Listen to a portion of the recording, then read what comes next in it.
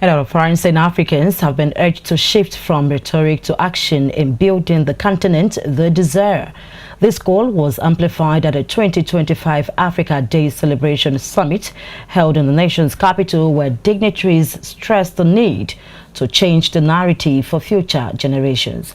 Representing the Oni of Ife, Her Imperial Majesty Olori Ambassador Dr. Temitope ENITAN OGUNLUSI led the charge, urging participants to leave a legacy that would benefit African children. We've been talking the talk all this while. For several decades we've been talking. And it is important for us to take the more while they are us to start working the talk.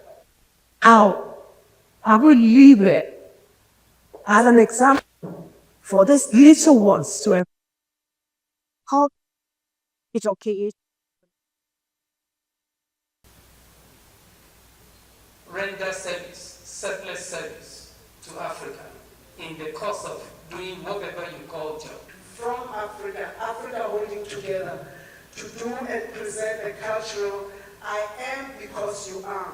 This whole notion of us being taught or being told that you are better than the other, or Nigeria or South Africa, we are better, it's not true. We are being hoodwinked, and when we focus on the arrogance of who's got the longest scared message, somebody else is benefiting. Minister of Youth Development Dr. Ayodele Olawande, while opening the summit, pledged continued commitment to shaping a responsible and progressive youth population. He emphasized that the reforms of President Bola Tinubu's administration are structured to empower young people and advance national development. All African youth, let me assure you again and again and again, all Nigerian youth, because whatsoever we do now, it is what is going to open door for a large number of young people in this continent. And we are telling you, I am telling you, I'm not going to fail you. As we continue to work together, to come together, to hear from the leadership, because one of the core values of which we go across the continent and even outside the continent is to bridge the gap between government and the people. Because you see, when there is too much gap, you will not be able to pass information. The young people don't know what you are doing as leaders. The leaders think the young people are not ready to serve. So let's have the first step. Let's have development goals, as I just said, yearly for ourselves, plan it out, and let every member of the African Union take that goal and finish it at the end of the year, so that we know that Africa is rising together. This year's celebration focused on harnessing digital innovation to reshape Africa's narrative. Speakers emphasized the importance and power of digital platforms in telling Africa's own stories and driving socio-economic transformation across the continent.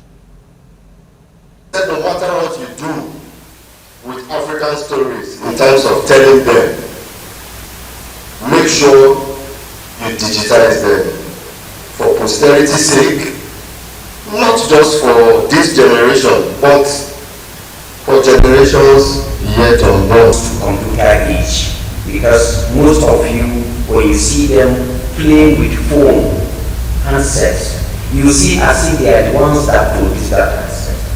And if you have that talent, what is left again? I think you can do much better than what you are using.